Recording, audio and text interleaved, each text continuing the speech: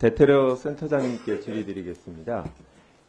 이 테러 방지법에 따른 테러에 해당되게 되면 뭐가 달라지나요? 지금 이재명 대표에 대한 정치 테러 사건을 테러라고 보느냐 보지 않느냐에 따라서 뭐가 달라집니까? 첫째는 사건대책본부가 만들어지는데 이번 사건 같은 경우는 사람을 해하는 목적의 범죄 행위이기 때문에 경찰청에서 그걸 담당합니다. 그리고 두 번째는 이제 테러방지법의 배경 자체가 2016년도에 작성이 됐지만 2015년도에 프랑스 파리 테러 이후에 작성이 됐습니다. 그때는 잘 아시는 바와 같이 거의 130여 명의 사망과 8명이 조직적으로 작전을 했는데 그러면은 경찰의 능력을 만약에 초과하게 된다. 이러면 이제 거기 테러방지법상에 경찰청장이 요구 시 군 특공대도 투입할 수 있도록 되어 있습니다. 이게 이제 테러방지법 대응에 있어서 가장 큰 핵심 파트고 두 번째는 피해 지원금과 위로금을 지급하도록 되어 있습니다. 우리나라도 딱 한 건의 사례가 있었는데 크게 봤을 때 그 두 가지가 테러냐 아니냐에 따라서 가장 큰 차이점이라고 말씀드릴 수 있겠습니다. 그러면 지금 이 사건의 경우에 네. 군대가 출동해야 된다. 뭐 이런 요구가 있습니까? 없죠. 사건 다 전혀 끝났죠. 그런 건 없고 경찰 그 다음에 네.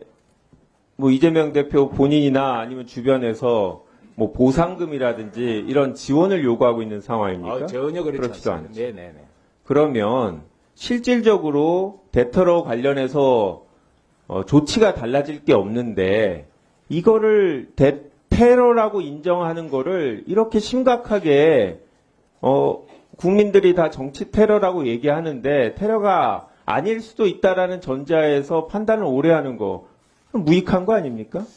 제가 답변할 사안은 아닌 것 같은데 개인적인 또 생각을 박근혜 말씀드리겠습니다. 전 당시에 2006년에 야당 대표였죠. 당시에는 테러방지법이 없었는데 당시에 일반적으로 수사기관에 종사하는 부분들이 이거를 테러라고 생각 안 하셨습니까? 당시에는.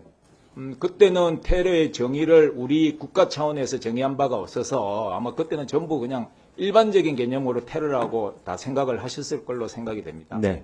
법은 일방적인 국민들의 상식에 기초해서 만들어지고 저희가 법안 심사할 때도 그렇게 만들죠. 네. 당시에도 한나라당도 제1야당 대표의 생명을 노린 테러라고 했고 이 테러라는 것 자체에 대해서 부인하는 사람들은 없었습니다. 지금 이 사건의 경우에 야당 정치인 또 야당의 대표이기 때문에 지금 범죄자가 범행을 했다. 지금 이렇게 알려지고 있는 거 아닙니까? 네, 언론은 정치인이라서 그런 거죠. 네. 정치적인 동기가 있어서 그런 네. 거고. 그러면 이 테러방지법에 따르면 야당도 국회의원인데 국회의 권한을 방해하려는 그런 의도 아닙니까? 왜냐하면 본인이 생각할 때 정치인으로서 야당으로서 하는 일이 마음에 들지 않는다. 그 일을 하지 못하게 하겠다. 이런 의도로 지금 범행을 했다는 거잖아요. 그렇게 확인하고 계시죠? 그 상황에 관련해서 언론을 통해서 확인했습니다. 네, 그렇다고 하면 저는 이 테러방지법 현행법상으로도 국가의 권한 행사를 방해하기 위한 목적, 여기에 그대로 해당된다고 생각합니다. 그 뒤에 살인미수라는 거는 뭐 이론이 여지가 없을 거고, 이게 국가의 권한 행사를 방해한다는 게 뭐 대한민국 자체가 무너져야 된다 이런 게 아니라 국가를 구성하는 입법부, 행정부, 사법부의 각 기능에 대해서 본인들이 불만을 갖고 이거를 제대로 수행하지 못하게 하면 이거는 권한 행사를 방해하는 거죠. 저는 이 테러방지법의 해석에 대해서 지금 정부가 그렇게 시간을 들여서 고민하는 것 자체가 이 정치적인 목적이 있다라고 생각하고 법조인으로서 제가 봐도 이거는 충분히가 아니라 명확하게 들어가는 건데 이거를 마치 대단한 일이 아닌 것처럼 보여지게 하려고 테러라고 해석하는 걸 미루는 게 아닌가라고 의혹이 제기되기 때문에 그런 국민들의 인식에 대해서 이 사건을 정치적으로 만들려고 한다라는 인식에 대해서 생각하고 빨리 국정원에서 결정을 내리도록 의견 전달해 주시기 바랍니다. 네, 네. 알겠습니다. 국무조정 실장님께 문의드리겠습니다. 네. 사건 수사야 뭐 검찰과 경찰에서 하는 걸 텐데 전반적인 정부의 대응 아니면 판단, 상황 인식에 대해서 문의드릴게요. 우리가 박근혜 전 야당 대표의 2006년 피습, 정치 테러, 리포트 대사에 대한 테러 2015년 사건과 비교를 많이 합니다. 당시에는 피의자 정보가 바로 공개가 됐죠. 그런데 이번에는 이 신상정보 공개 심의위의 판단이란 이유로 공개를 안 하고 있는데 정부에서 볼 때 이 필요성에 대해서 어떻게 생각합니까? 국민들이 이 공개해야 된다라는 요구가 더 많은 거 아닙니까? 제가 뭐 그거에 대해서 답변 드릴 위치는 그러면 아닌 건 아닌 것 같습니다. 행안위에서 경찰청장이 답변하신 걸 보면 수단의 잔인성과 범죄의 중도성이 미흡하다라는 심의위원회 판단이 있었다라고 얘기를 하는데 국무조정실장께서 볼 때는 이거 문제가 없다고 생각하십니까? 뭐 다시 한번 말씀드리자면 제가 그거를 판단할 위치에 있지는 않은 거고요. 그건 뭐 전문가들이 판단하신 문제 아닌가 싶습니다. 그러면 검찰에서 신상정보 공개 심의를 별도로 열었습니까? 그건 제가 잘 모르겠습니다.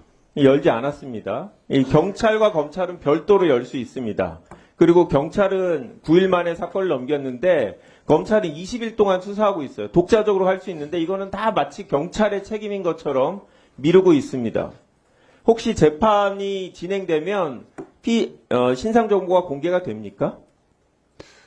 다시 말씀드리면 제가 뭐 그 분야에서 전문 지식이 없어서요. 네. 근데 아마 그 차이는 있을 것 같습니다. 과거에 말씀하신 그 사례들과 지금 현재를 봤을 때 사실은 그동안 여러 가지 인권에 대한 문제들이 강조가 되면서 과거에 비해서 범죄자에 대한 인권들이 사실은 과거보다는 조금 두텁게 보호되는 측면들이 있기 때문에 그러한 시대적 변화가 좀 반영이 된 그렇지 것이 아닌가 않습니다. 싶습니다. 2015년에도 법령은 동일하게 있었어요. 법이 달랐을 뿐이지 피의자 정보 공개에 대한 규정은 있었습니다.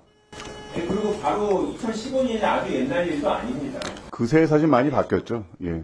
그러면 지금 피의자의 인권 때문에 지금 공개를 못하고 있는 겁니까? 아니, 제가 말씀드리자면 그건 아닙니다만 시대적인 변화도 있을 거라는 거 그거는 제 개인적인 의견을 말씀드리는 겁니다. 오늘 기소가 되는데, 금방 끝내겠습니다. 오늘 기소가 되는데, 이 중대범죄신상공개법에 따르면 기소가 된 이후에도 신상공개가 안 됩니다. 왜? 원래 중대범죄가 아니었다가 중대범죄로 판정이 되어야만 검찰이 재판부에 신상공개를 하도록 요구할 수 있고 그 외에는 신상공개할 수 있는 방법이 없습니다. 기소가 되고 나서 현위사실이 공개되는 것 외에 이 신상공개는 수사 과정에서 이루어지지 않으면 현행법상은 재판부가 직권으로 할 수 있는 방법이 없습니다. 그래서 국민들은 이 상식적으로 생각하는 과거의 사건과 크게 다르지 않고 인물의 중요도에서도 전혀 다르지 않는데 이런 부분에 대해서 정부가 적극적으로 수사기관들의 여론을 전달을 해서 공개할 필요성에 대해서 정부가 의견 전달도 하고 해야 되는데 너무 소극적으로 우리는 수사 전문가가 아니니까 외부 전문가가 알아서 하겠지 하고 손을 놓고 있다. 저는 그렇게 의원님, 정부가 만약에 검찰이나 경찰의 수사에 관여를 해서 뭐 이래라 저래라 하면 그거는 문제가 되는 거 아닙니까? 수사에 관여해달라는 얘기는 아니었습니다. 이거 아니, 어찌됐든 간에 어떤 행위에 대해서 저희가 그거 하는 거는 관여하는 건 아니라고 생각을 하고, 그건 뭐 적절히 관계기관에서 판단할 거라고 생각을 합니다. 수단의 장인성과 범죄의 중대성 이런 거는 이분을 처벌하고의 문제가 아닙니다. 결국 국민들이 볼 때 국민들의 알 권리와 피해자의 인권과 이 비교형량하는 데에 있어서는 국민의 상식이 적용되는 거기 때문에 정부기관에서 의견 개진할 수 있는 거죠. 수사에 관여하는 거 아닙니다. 이 부분에 대해서 좀 더 적극적으로 고민을 하셔야 되는데 이미 오늘 기소가 되면 기회를 놓칩니다. 정부가 이런 소극적인 태도로 인해서 재판 내내 이게 다시 국민들의 갈등이 될 거다라는 말씀을 드립니다. 감사합니다. 예, 수고하셨습니다.